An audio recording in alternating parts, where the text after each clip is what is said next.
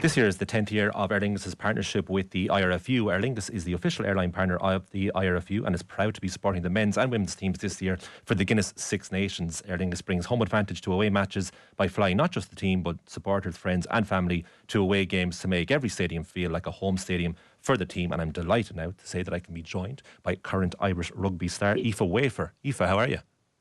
Yeah, not too bad. How are you keeping? Not too bad at all. Thanks for asking. So, how's the body and how's the mind after England in Cork at the weekend? Yeah, body's definitely feeling it, to be fair. I think I stood out of bed this morning and I was like, oh, but yeah, no, like we're a bit disappointed with the final score of the result, but we can take a lot from that first 50 minutes, I suppose, and kind of build towards that next Wales game now. You absolutely can. I mean, look, for 35 minutes, it was incredible, wasn't it, Aoife? I mean, like to go 5-0 ahead. It was an amazing kick over the top of Dan O'Brien, and then Amy Lee Costigan showing her pace and her composure to finish the chance as well. But I think it's fair to say, you know, obviously we're very impartial here, but that Ireland were well warranted their 5-0 lead at that stage. Oh yeah, definitely. Like I was just saying to my housemates, like I can't remember the last game where England didn't have a bonus point by half time, and they were left without any scores until, the 35, 36 minutes when they got that maul try. But yeah, like we definitely had them rattled, and I think that try was well deserved to go to Lee. Like she was brilliant all game, and to score a try and stop a try in the first kind of minute of that second half, like just as testament to her character and her kind of leadership that she has. But yeah, she like absolutely bombed it down the wing and kind of left Abby Dow dead in the dust, like. So yeah, no, fair play to her. I'm at pains not to make this a frustrating chat, Aoife, but there's probably no getting away from it, because like if you look at the levels that Ireland have improved in the last year, everyone's talking about it and you're probably sick of it, but you can't avoid the truth is that last year England put, I think, was it 14 tries in Ireland, won by 70 odd points, and the two previous years in the Six Nations they nilled Ireland on consecutive occasions. They haven't lost even the Six Nations since 2018, so it was I don't know, is it fair to say it was a remarkable showing for half an hour? Because I really don't want to do the progress of Ireland a disservice by saying, God, like what an amazing memory that was, because of what happened in the second half, if you get me. Yeah, like we're not satisfied obviously with losing. Like I think Scott is dead right in terms of like we don't want to lose. Like this group is a competitive group, and like you never go into a game being like, oh, we'll be happy if we lose. Like that's not the case. No. You know, like we're desperate to bring Ireland back to successful Ireland and to bring it back to its winning forms that it had in the likes of 2013, 14, 15. So yeah, like I think we can take a lot from that first 50 where England were rattled. Like they were making mistakes that side never make, the likes of drop balls or taps where they don't usually tap or kicks that they don't usually make. And they were left to have to problem solve, and fair play to them like they did, and we kind of fell off then and when it came to the second half. But yeah, like we can take a lot of pride in how we performed in that first 50, and then we got to look at the last 30 and say what happened. We will get to the second half in a second, but rattled is the word you use, and I think that's exactly what England were in that first half. And what I'd love to know from your perspective, was that purely proactively what you guys were doing yourselves, that it was all Ireland really that rattled England, or for you did they slightly underperform in that first half? Possibly it was a mixture of both, but what do you think it was more of, if it was more of one of them? Oh, I think if you get any side and you rattle them a bit, like, and especially with the likes of England, like they haven't been rattled in a long time, that they're kind of left scrambling, being like, God, like we haven't been in this position before, what are we meant to do?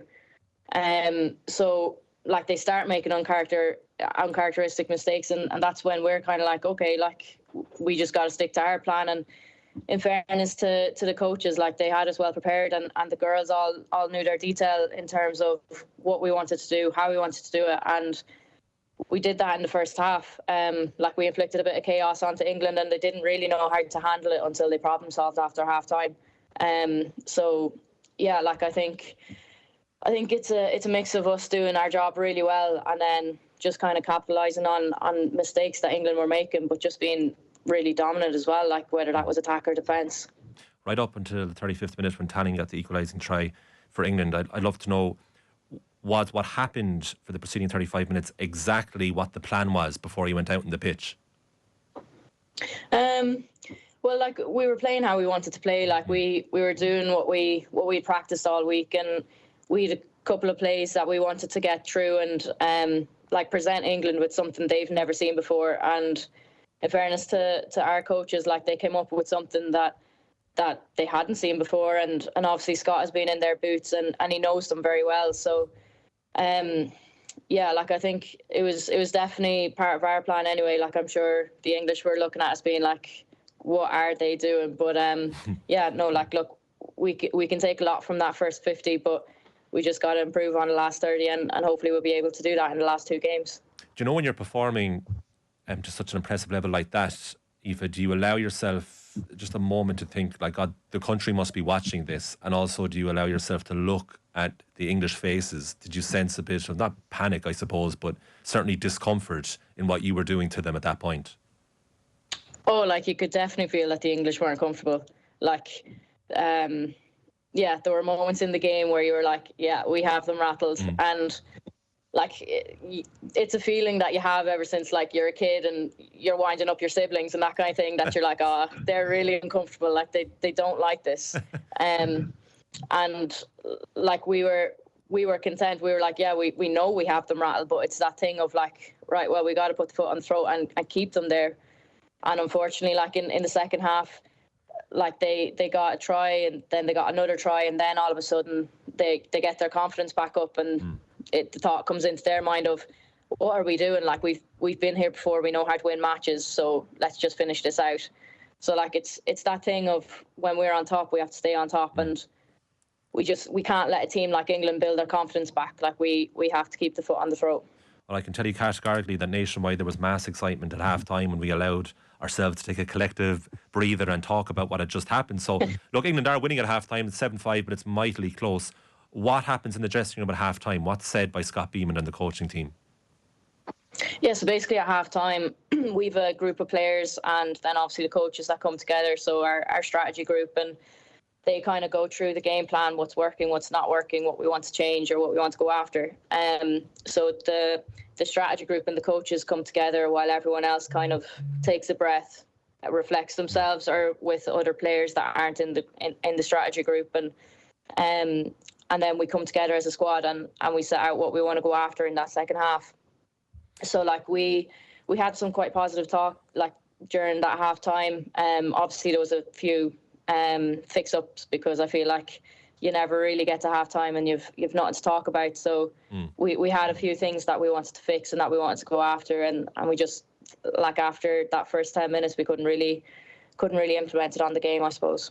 Did you anticipate that English storm coming at half-time?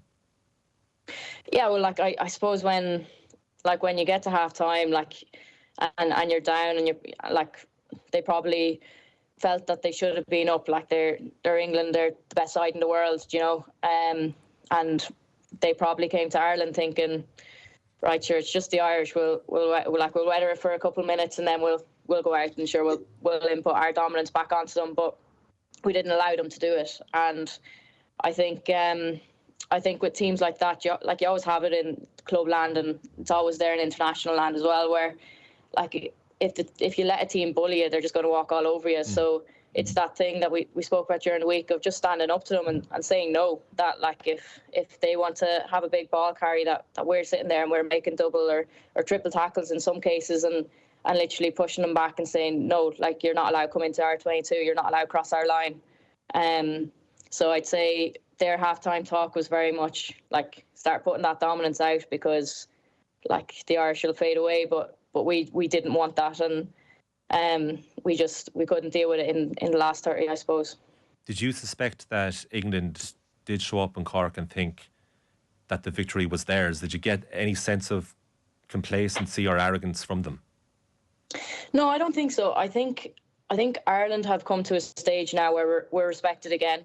I think after last year's Six Nations, obviously finishing third, getting qualification at the earliest stage, and then going to WXV1 where people didn't exactly rate us. They didn't think that we'd do anything, and we believed we could. So went out, bet New Zealand, bet USA, had a couple of chances against Canada. Again, we didn't take them, but I think we're a team now that has to be respected, and like we showed that against France, we showed it again against Italy. So yeah, I don't think there was a bit of complacency with them. Like I think they put out one of the best teams that they have. Like that team that they put out could potentially win a World Cup, and hopefully we won't allow that. But yeah, like I think that was just one of their good performances in the second half. Yeah, like I really don't know if it's any consolation for you and for your teammates at all, but there was a lot of positive reaction even after the game by huge swathes of Irish people about what they had seen in that first half. And dare I say, even the start of the second half, because there's a point where it looks like for certain that Ellie Kildonan is going to touch down, and she drops it right at the start of the second half. And then I think it's Amy Lee Costigan again who tackles Jessica Breach into touch. It looks like a try is awarded, but it's taken back. And then at that point, you're like, Jesus, could the not unthinkable be done, but could the very improbable? And then, look, I hate to put it down to one player and one incident, but I guess, look, that sin bin for Niamh Dowd, that really, really hurts because England scored twice then.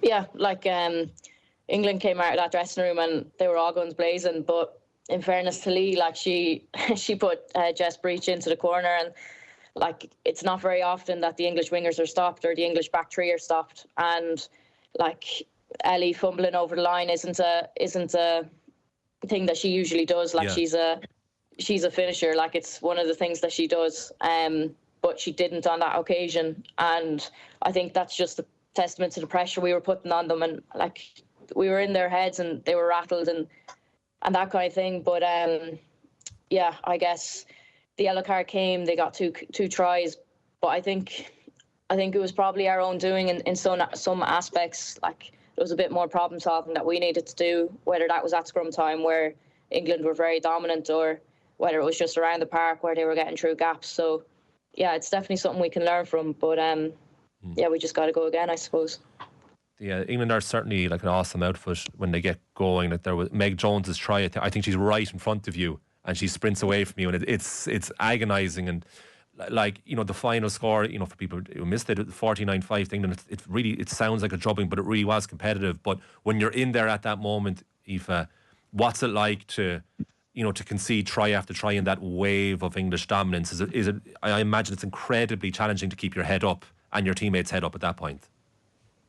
Yeah, like that Meg Jones try was a funny one because it nearly felt as though the scream was at me because Ali and I had a couple of words just before half time. She wouldn't give one of our players the ball when Harrison had knocked it on, and she'd kind of thrown it to Kildonan, so she was teasing her a little bit, and I went in and gave her a little shove, and yeah, I think she thought I wanted to start on her, so I just asked her, was she nervous that we were going to beat her? So I think there was that thing of just riling them up a little bit and having a little tease with them, and I guess that's what a back row does. Like it's, I don't know, it's what probably a younger sibling does to their older siblings, and it's what somebody does when they want to stand up to just a group of people that tend to just bully their oppositions.